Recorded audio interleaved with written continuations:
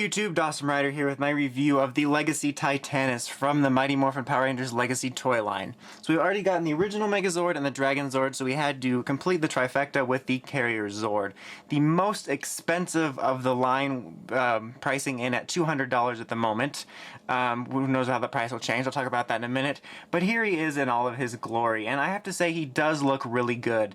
I think that's just essentially what we'll start off with, because the only thing he really comes with other than himself, which you don't really have to do much assembling. The only thing you have to do is place these legs on, which is super simple, and place the tail on, and then place the chain on, which is right over here. And that's super easy. I already attached one of them, and then let me just zoom in here. So you just attach them to these little clips right here on the side.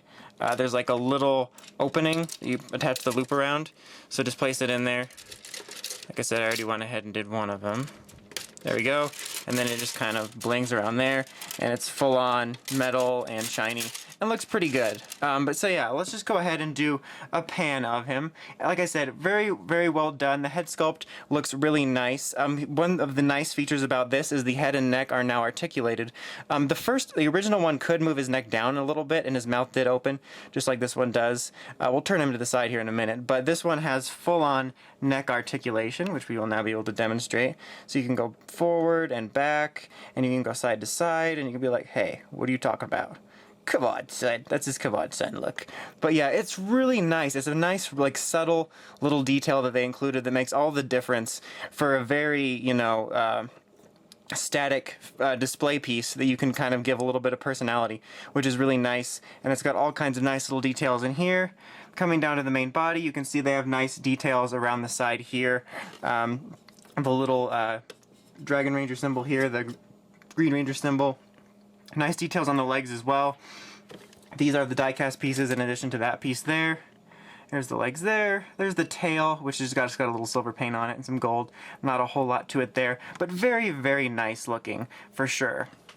Just to sort of try to, here is a extremely zoomy, there's his face look, rawr. But he's very, very good looking. Now let's see if I can't get the chest piece here in the front. It's very tight quarters for this. There's the front chest piece. This will obviously go on the Ultra Zord, but it's also looking very good. Got details in here as well. And it is a bit smaller than the original release, just like all of the ones in the Legacy line to fit in scale. But they are both so large that I obviously could not fit both of them in there. I do have some comparison pictures, which I'll be showing off later. Just a fair warning, I had to take them in a really awkward place and had to use the flash, so they didn't come out as good as I'd like to, but I did the best that I could. I have comparison shots of this to its original counterpart, or the counterpart that came out during Season 3, and then also in Ultra Zord mode. Okay, so for functions for this, outside of the, you know, neck movement, there's really not a whole lot. Let me zoom down here. I mean, he can roll, and you can see that he moves his little feet, which is like minutes of fun, but still, it's pretty neat. Obviously, this will open up, the chain's kind of stopping right now, but that is where the Megazord is going to rest. Damn it, chain. The instructions show off a tank mode, which is essentially just getting it ready for Ultra Zord mode, in which you take this piece off, and you're going to set these on the side and take these off. Before I do that, just to show you, this is where the tail is going to go for the Ultra Zord formation, and I will more than likely not be able to do that simply because of the space issue. So this is really simple. It's actually got a sliding mechanism, so you just slide these on the side here. I'm actually going to get to show this piece off, which is nice. So slide them on there, and that's going to be for Ultra Zord mode, and then just take the feet off, and then this is the quote-unquote tank mode. It's essentially just getting you ready for Ultra Zord mode. Now, I'm going to have to do something a bit unconventional here for this review, and I'm actually not going to be able to show step by step the transformation for Ultra Zord. I did about 5 takes, and every one of them was a disaster because of how uneven and top-heavy this guy is, so I'm going to cut to it already transformed and just talk about it. I really apologize. My reviews are always a little bit zany, but I try to keep them as professional as I possibly can, and just how badly they turned out, I thought it just seemed better to do it this way. So if you're really mad about it, I apologize, but I figured it was the best way. Let's go ahead and cut to it transformed. Okay, so here we have it in its combined mode. Like I said, I apologize I didn't show the exact transformation just because it was just a disaster. But I'm going to essentially explain what you have to do, which, you know, you pretty much should know anyway. But it's really simple. You essentially just get the Mega Dragonzord as you would, you know, for its usual combination without Titanus, except you don't need the weapon of any sort. You take this front little faceplate that was on Titanus's front and put it there, and then on the bottom here you put this piece here, which was part of the weapon, after you slide this panel out. Really easy. You're going to take the cannons, put them up here like you would for that cannon mode, and then you take the feet that were down here, straighten them out, they just latch onto the side here, and then the only sort of complicated parts is right here. You can see there's a little panel. All you do is lift that up and put the gold chain underneath it, and let's see if you can't see back here.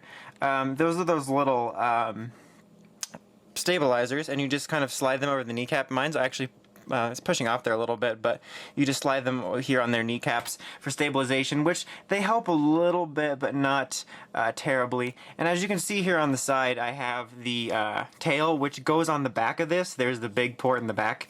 But it cannot fit on camera with that unless it's going sideways, and even then it's a bit of a tight fit. So I figured it's not a big deal, so I apologize about that. But yeah, that goes on the back with the little Zord Builder port.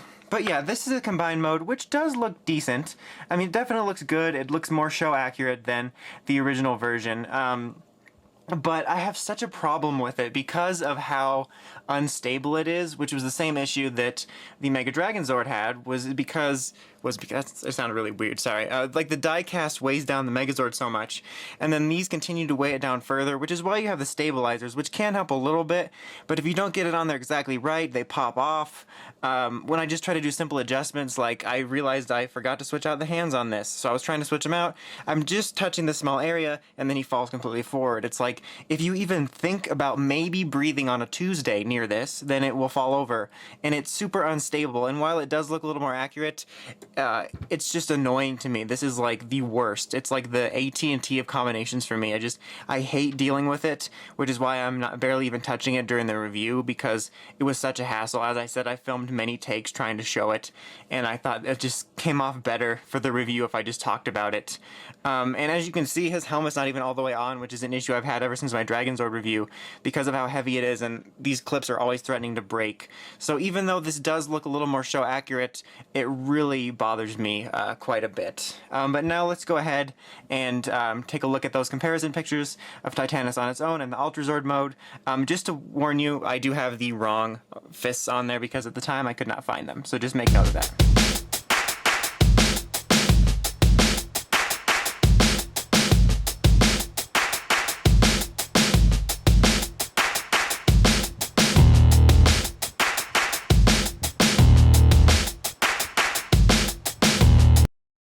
Alright, so now we arrive here at the final verdict where we just stare at him while I talk.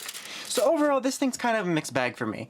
I think it looks really nice like this. Like, just sitting like this in display mode, it looks really beautiful. A lot better looking than the original version, but I still don't think the original version's a total slouch. But definitely a really nice and improved display piece. Subtle little things like this make it really awesome. The combined mode, while it can look good, as I mentioned, is super unstable and is one of the worst things I've had to work with in terms of Megazord or mech combining in quite a while, possibly the most frustrating. So I think that's all a result of planning. I don't know if they originally knew they were going to want to go ahead with the Dragonzord and Titanus, so that, you know, they used the old Legacy mold, and that original Megazord just can't seem to hold things together, and he's like the base of it. So that's kind of the fault of that, and not necessarily the fault of this toy. But that being said, I don't think it's worth the $200 price. While it's certainly a quality product like all the Legacy line is, collector grade, it doesn't feel worth that price. It's not like the Dragonzord, despite its combining issues as well, or the Dragon Dagger where I got it and said, you know what, I think I got my money's worth. This thing just, despite how good it looks like this, it's just not worth the $200. I mean, thinking about it, $200, you could buy a 3DS or put a significant amount on a PlayStation 4, Xbox One, or a tablet. That's just crazy if you think about it like that. You could get a device that's expensive, that does so much for you, or you could get this.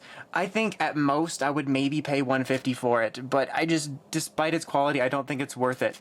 Now, if you really want it, and you know don't care about the money, or you just have to have it now, I don't think you'll be disappointed, really. I mean, I don't think you'll be like, man, this is just terrible. But I would recommend waiting. The Legacy line's not exactly known for price drops, but in certain cases it has been, like the helmets or the figures. And because of this Zord's high price tag, I think that there's a lot better chance of it at least dropping somewhat. So I would wait for some sort of sale or potential coupon for it. But right now, I just think it's a bit too pricey for what you get. But it's still a really good Zord that I like on its own without the combined mode. But it's just too much money for this. I mean, that's all I really have to say. I'm just going to keep repeating myself if I keep going. But that's about it. Until next time, make sure you check out the Crazy Podcast at writersrangersrambles.com. And of course, don't forget to like, comment, and subscribe. Until next time, this is Dawson Ryder, signing out.